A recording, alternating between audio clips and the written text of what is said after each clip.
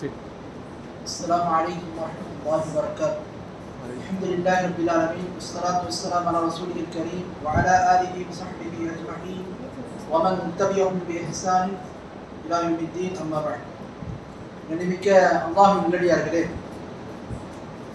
சூரத்துல் ஃபாத்திஹாவுடைய தஃப்சீர் நம்ம தொடர்ந்து பார்த்துட்டு வரோம். இன்னைக்கு அஊது பில்லாஹி மினஷ் ஷைத்தானிர் ரஜீம் பிஸ்மில்லாஹிர் ரஹ்மானிர் ரஹீம் ஸிராத்தல் லதீன அன்அம்த அலைஹிம். அல்லாஹ் தஆலா சூரத்துல் ஃபாத்திஹாவில் தெரியப்படுத்துகிறான், யார் மீது அந்த நேரான பாதை எப்படிப்பட்ட பாதை என்று சொன்னால், எவர்கள் மீது நீ அருள் புரிந்தாயோ அவர்கள் சென்ற வழி என்று அல்லாஹ் தஆலா இந்த வசனத்தில் சொல்கிறோம். நேற்று நம்ம பார்த்தோம், இஹ்தினா ஸிராத்தல் முஸ்தகீம், அல்லாஹ் எங்களுக்கு நேரான பாதையத்தா, சிராத்தி முஸ்தகீம் என்று சொல்லக்கூடிய அந்த பாதையத்தா என்று நேரான பாதையத்தா என்று நம்ம அல்லாஹ்ட்ட கேட்குறோம். அடுத்த வசனத்தில் அல்லாஹ் தஆலா எந்த பாதைன்னு சொல்கிறோம், அது இஸ்லாம் நேரான பாதை, அது எப்படி இருக்கும், யார் சென்ற பாதை, அதை எப்படி அறிந்து கொள்ள வேண்டும் என்பதை அடுத்த வசனத்தை அல்லாஹ் தஆலா சொல்கிறோம். குர்ஆனை நீங்கள் பார்த்தீங்கன்னா சில ஆயத்துக்கள் எப்படி இருக்கும், ஒரு ஆயத்து சொல்லப்பட்டிருக்கும், அதற்கு விளக்கமாக குர்ஆன்லேயே வேறு சில இடங்கள்லையோ அதுக்கு பக்கத்துலேயே கூட சில இடத்துல செய்யப்படும், விரிவாக சொல்லப்படும். உதாரணத்துக்கு அல்லாஹ் தஆலா தொழுகையாளிகளுக்கு கேடுதான்னு சொல்றோம். பவைலுல் லில் முஸல்லீன், தொழுகையாளிகளுக்கு கேடுதான். எப்படிப்பட்ட தொழுகை? அல்லதீன ஹும் அன் ஸலாத்திஹிம் சாஹூன், யார் தங்களுடைய தொழுகையில கவனமற்றவர்களாக பாரமுகமாக இருக்கிறாங்களோ அவங்களுக்கு. அப்போ குர்ஆன் இந்த மாதிரி சில தஃசீர் கொடுக்கப்படும், விளக்கம் தரப்படும். அது மாதிரி தான் அல்லாஹ் தஆலா நேரான வழியத்தா என்று நம்மளை கேட்க சொல்றோம். அதுக்கு அடுத்த வசனத்துல அந்த நேரான வழி எப்படிப்பட்ட வழி, யார் சென்ற வழி என்கின்ற விளக்கத்தை அல்லாஹ் நமக்கு கொடுக்கலாம். அப்போ அது யார் சென்ற வழி, அந்த நேரான வழி எப்படிப்பட்ட வழின்னா, அல்லாஹ் யார் மீது அருள் புரிந்தாலும் அவர்கள் சென்ற வழி. இப்ப அல்லாஹ் யார் மீது அருள் புரிந்தானோ அவர்கள் சென்ற வழின்னா அது எந்த வழி, அதான் நம்ம பார்க்கணும். குர்ஆனுக்கு விளக்கத்தில் எங்க இருந்து பார்க்கணும், குர்ஆனுக்கு விளக்கத்தை பார்க்கறதா இருந்தால் குர்ஆனுடைய மற்ற ஆயத்துக்களை கொண்டு விளக்கம் பார்க்கணும். குர்ஆனுக்கு விளக்கம் பார்க்கறதா இருந்தால் குர்ஆனுடைய ஆயத்துக்களுக்கு ஹதீஸுகளை கொண்டு விளக்கம் பார்க்கணும். சில நேரத்தில் சஹாபாக்களுடைய விளக்கங்கள், தாபீன்களுடைய விளக்கங்கள், அதே மாதிரி குர்ஆனுக்கு அரபி மொழியில இறங்குறதுனால அந்த அரபி மொழியில அந்த வார்த்தைக்கு அந்த இதுக்கு என்ன சொல்லப்பட்டிருக்கு என்பதையெல்லாம் பார்த்து தான் தஃப்சீர் செய்வாங்க. இப்போ இந்த இடத்துல பார்த்தீங்கன்னா அந்த இடத்துல அல்லாஹ் தஆலா சொல்றான், ஸிராத்தல் லதீன அன்அம்த அலைஹிம், அது யார் மீது அருள் புரிந்தாயோ அவங்க சென்ற வழி. இந்த வழி யாருடைய வழி என்று பார்க்கும்போது அல்லாஹ் தஆலா அந்த வழியை குறித்து சொல்றான். அது என்ன வழி, யார் சத்தியத்தை அறிந்தாங்களோ. நேற்று நம்ம பார்த்தோம், இஹ்தினா ஸிராத்தல் முஸ்தகீம், நேரான பாதையில் ரெண்டு விஷயம். ஒன்று, நேரான பாதையை பற்றிய கல்வி வேணும். ரெண்டாவது, அந்த நேரான பாதையை அமல் செய்வதில் செயல்படுறதுல நம்ம செயலையும் பார்க்கணும். அப்ப நேரான பாதையை பற்றிய கல்வியும் தெரியணும், நேரான பாதையில எப்படி நம்ம நடக்கணும், எப்படி செயல்படணும் என்பது நமக்கு தெரியணும். அப்போ அந்த நேரான வழியில சென்றவங்க எப்படிப்பட்டவங்களா இருப்பாங்க, அந்த நேரான வழியினுடைய கல்வி அவங்கள்ட்ட இருந்திருக்கும், அதன்படி அவங்க செயல்பட்டு இருப்பாங்க. அவங்க யார் என்று பார்க்கும்போது அல்லாஹ் தஆலா 4 விதமான மக்களை சொல்றோம். அல்லாஹ் யார் மீது அருள் புரிந்திருக்கிறான், அவங்க நேரான வழியில போனாங்களே அவங்க மீது அல்லாஹ் அருள் புரிந்திருக்கிறான். அவங்க யாரு, அவங்க 4 விதமான மக்கள் அல்லாஹ் சொல்றான். அந்த 4 விதமான மக்கள் யாரு, முதல்ல நபிமார்கள், ரெண்டாவது சித்திகீன்கள், சித்திகீன்னா உண்மையாளர்கள், மூன்றாவது சுஹதாக்கள்னா வீர மரணம் அடைந்தவர்கள், நான்காவது சாலிஹான மக்கள். அப்ப இந்த 4 விதமான மக்கள் மீது அல்லாஹ் அருள் புரிந்ததா சொல்றோம். அப்ப யார் மீது நீ அருள் புரிந்தாயோ அவர்கள் சென்ற வழினா அந்த வழியில போனவங்க யாரு, இந்த 4 விதமான மக்கள், நபிமார்கள், சித்திகீன்கள், சுஹதாக்கள், சாலிஹீன்கள். இதுக்கு என்ன ஆதாரம் என்று பார்த்தீங்கன்னா, நான் முன்னாடியே சொன்னேன், குர்ஆனுடைய ஒரு ஆயத்து இன்னொரு ஆயத்துக்கு தஃப்சீரா இருக்கும். அல்லாஹ் குர்ஆன்ல 4வது அத்தியாயத்துல 69வது வசனத்துல சொல்றான், وَمَن يُطِعِ اللَّهَ وَرَسُولَهُ فَأُولَٰئِكَ مَعَ الَّذِينَ أَنْعَمَ اللَّهُ عَلَيْهِمْ مِنَ النَّبِيِّينَ وَالصِّدِّيقِينَ وَالشُّهَدَاءِ وَالصَّالِحِينَ وَحَسُنَ أُولَٰئِكَ رَفِيقًا. அல்லாஹ் இந்த வசனத்தை சொல்றான், யார் அல்லாஹ்வையும் தூதருக்கும் கீழ்ப்படிந்தார்களோ, யார் அல்லாஹ்வுக்கும் தூதருக்கும் கீழ்ப்படிந்தார்களோ அவர்கள் யாரோடு இருப்பார்கள்? யார் மீது அல்லாஹ் அருள் புரிந்தாரோ. அல்லாஹ் சொல்றான்ல, நேரான பாதை எப்படிப்பட்ட பாதை? அதுல யார் மீது அல்லாஹ் அருள் புரிந்தாரோ அவங்க சென்ற பாதை. இந்த வசனத்துல அல்லாஹ் சொல்றான், அல்லாஹ்வுக்கும் அவருடைய தூதருக்கும் யார் கீழ்ப்படிந்தார்களோ அவர்கள் யாரோடு இருப்பாங்க? யார் மீது அல்லாஹ் அருள் புரிந்தாரோ. யார் மீது அல்லாஹ் அருள் புரிந்தான்?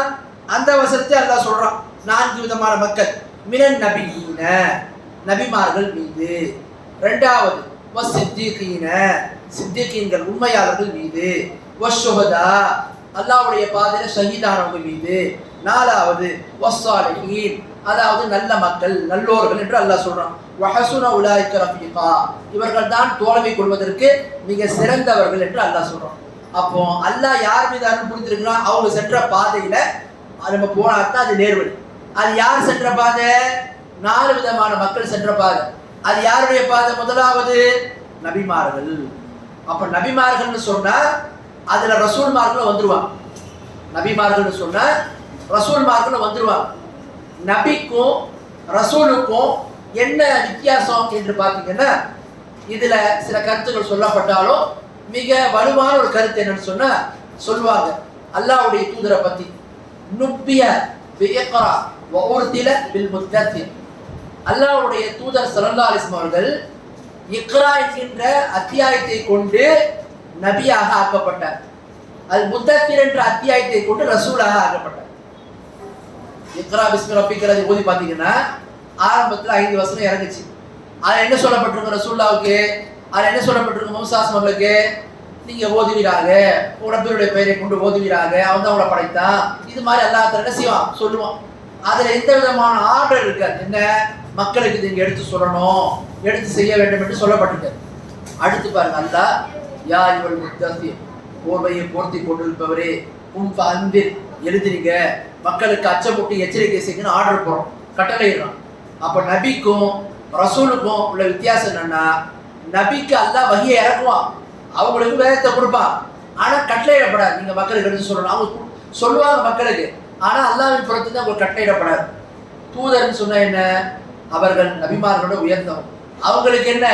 அந்த கட்டளையிடப்படும், மக்களுக்கு எடுத்து சொல்ல வேண்டும் என்று கட்டளையிடப்படும்.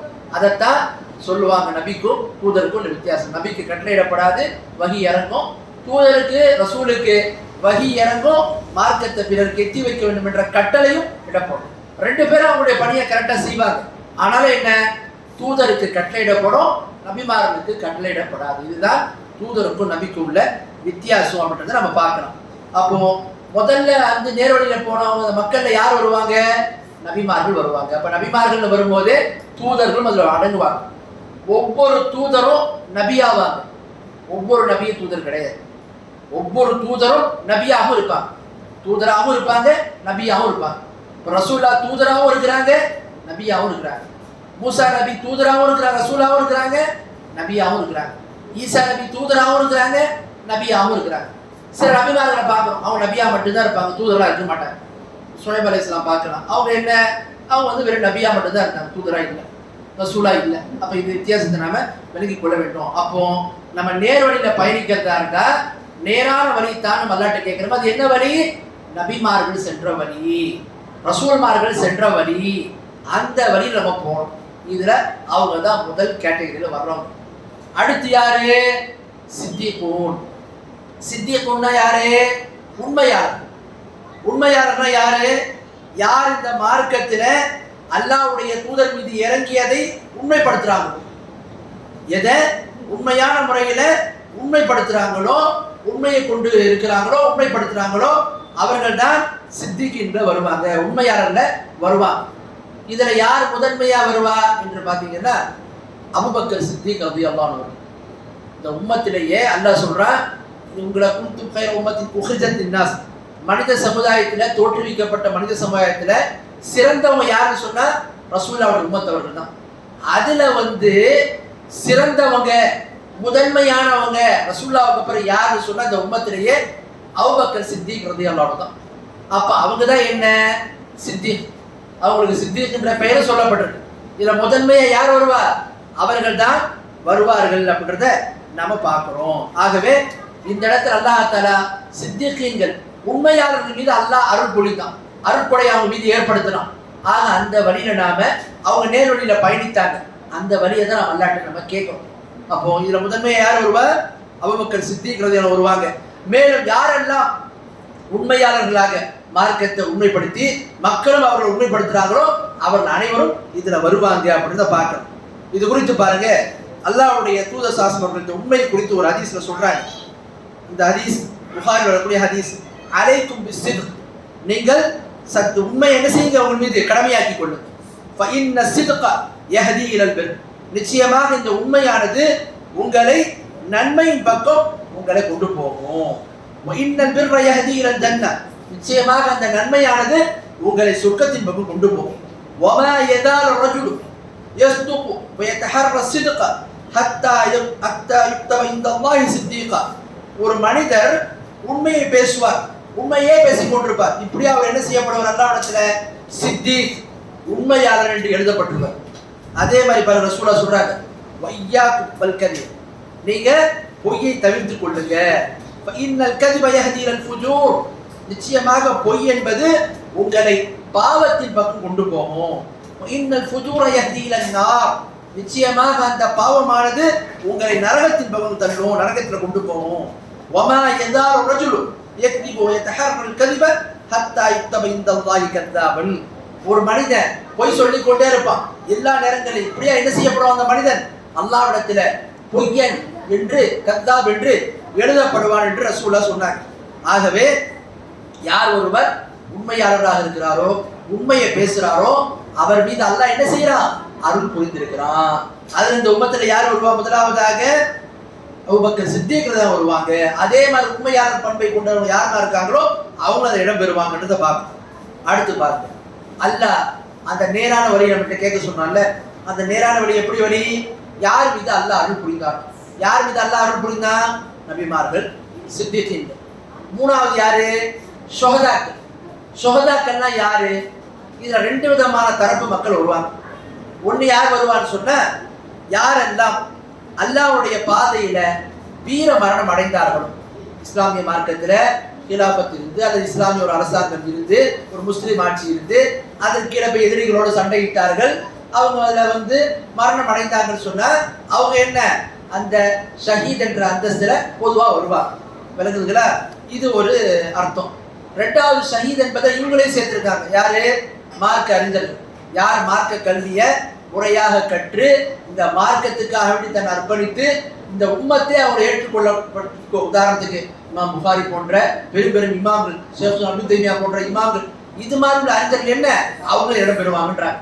அல்லாஹ் தஆலா குர்ஆனிலே சொல்றான், ஷஹீத அல்லாஹு அன்னஹு லா இலாஹ இல்லா வல் மலாயிகத்து வ உலுல் இல்மி காயிமன் பில் கிஸ்த் லா இலாஹ இல்லல்லாஹுல் அஸீஸுல் ஹகீம். அல்லாஹ் தஆலா சொல்றான், உண்மையான வணக்கத்துக்குரியவன் அல்லாஹ்வை தவிர வேறு யாரும் இல்லை என்று சொல்லிவிட்டு அல்லாஹ் சொல்றான், இதற்கு அல்லாஹ்வே சாட்சி சொல்றான். அடுத்து ரெண்டாவது யார் சாட்சி சொல்றா? மலக்குமார்கள் சாட்சி சொல்றாங்க. மூணாவது யார் சாட்சி சொல்றா? லா இலாஹ இல்லல்லாஹுக்கு உலுலில்னு சொன்னா யாருக்கு அல்லாஹ் மார்க்க கல்வியை கொடுத்திருக்கான் அப்படிப்பட்ட கல்விமான்களும் சாட்சி சொல்றாங்க. அல்லாஹ் தஆலா லா இலாஹ இல்லல்லாஹுக்கு சாட்சி சொல்வதாக தன்னை சொல்லிட்டு, அடுத்து மலக்குகளை சொல்லிட்டு, மூன்றாவதாக மார்க்க இல்மு உள்ளவங்களை, மார்க்க கல்விமான்கள் அல்லாஹ் தஆலா சொல்றான். அப்போ மார்க்க கல்வியை சுமந்தவர்களுக்கு மிகப்பெரிய அந்தஸ்து இருக்கிறது என்பதை இதன் மூலமா நம்ம பார்க்கிறோம். ஆக இவர்கள் மீதும் என்ன அல்லாஹ் அருள் புரிந்திருக்கான். இன்னொன்னு யாரு? ஷுஹதாக்கள், ஷஹீதான. ஷஹீதுன்னா யாரு? இஸ்லாமிய மார்க்கத்தில் ஷஹீதுனா யாரு என்று நாம தெரிந்து கொள்ள வேண்டும்.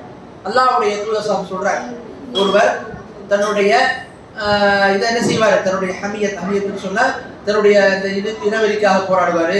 சில பேர் என்ன சில செல்வத்துக்காக அப்படி போராடுவாங்க. இவங்களாம் என்ன, இவங்க செய்யறது ஜிஹாத் இல்லை.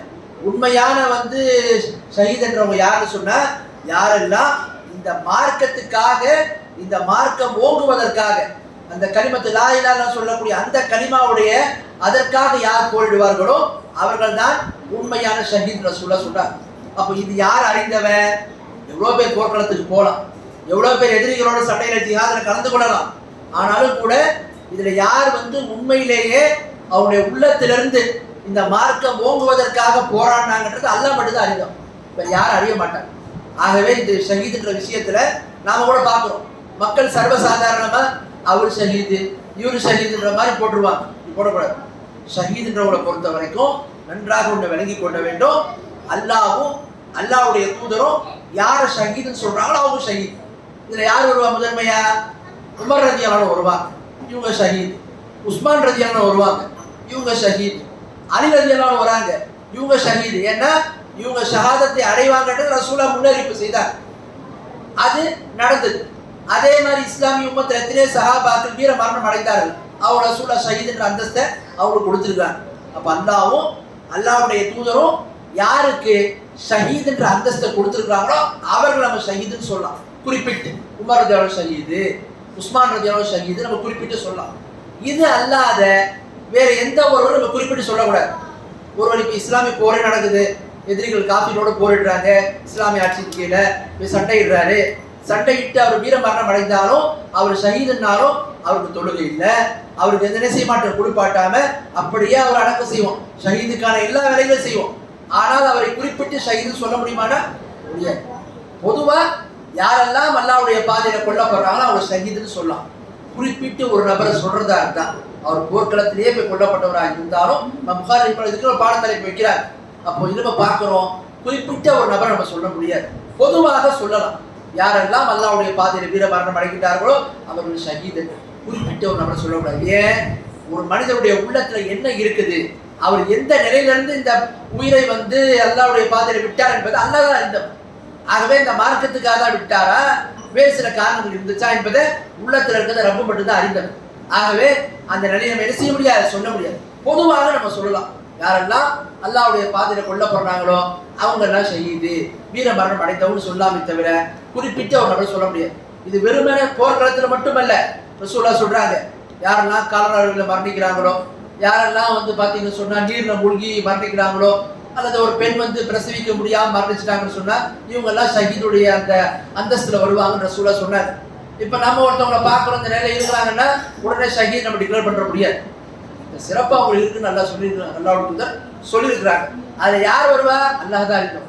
பொதுவா நம்ம சொல்லலாம், யாரெல்லாம் நீர்ல மூழ்கி மரணித்தார்களோ, குழந்தையை பிரசவிக்க முடியாம மரணித்தார்களோ, வயிற்று வலினால் கடுமையான வயிற்று வலினால மரணித்தார்களோ இயற்கையா, இவங்களுக்கெல்லாம் என்ன ஷஹீதுன்ற அந்தஸ்து கிடைக்கும் என்று பொதுவாக நம்ம சொல்லாம தவிர குறிப்பிட்ட ஒரு நபரை சொல்வது கூடாது என்பதை நாம் விளங்கிக் கொள்ள வேண்டும். ஏன்னு சொன்னா அவருடைய உள்ளத்துல உள்ளது என்பதை அல்லாஹ் மட்டும்தான் அறிந்தவர், அவரை தவிர யாரும் அறிய முடியாது. இதை விளங்குறது இதை கூட சொல்லுவாங்க நிறைய உலமாக்கள். இப்போ ஒரு மனிதர் அவர்கிட்ட நம்ம கேட்கிறோம், நீங்க முக்மீனா, நீங்க ஈமான் இறைநம்பிக்கையாளரா என்று கேட்டால் என்ன சொல்லணும் பதில் என்று பார்த்தா அது கூட ரெண்டு விஷயத்த சொல்லுவாங்க.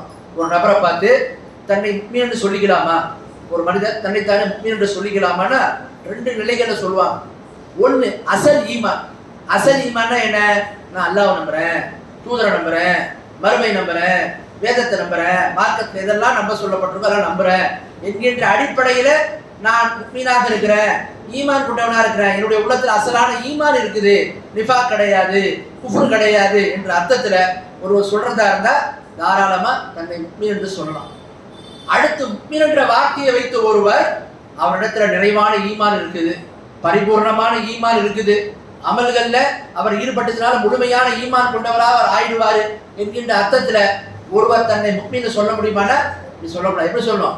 இன்ஷா அல்லாஹ் நான் முக்மீனா இருப்பேன், நான் அமல் செய்யறேன், ஈடுபாடை காட்டுறேன், தொழுவுறேன், நஃபில் இபாதத்துகளை ஈடுபடுறேன், எல்லாம் செய்யறேன், இன்ஷா அல்லாஹ் அல்லாஹ்வுடைய நாட்டம் இருந்தால் நான் இருப்பேன் என்று தான் சொல்ல முடியுமே தவிர அங்க நம்ம இன்ஷா அல்லாஹ் சொல்ல முடியாது. அசல் ஈமான் பத்தி கேட்கும் போது உங்கள்கிட்ட அசல் ஈமான் இருக்குதா, இன்ஷா அல்லாஹ் நான் முக்மீன் சொன்னா தப்பு, அப்படி சொல்லக்கூடாது. ஏன்?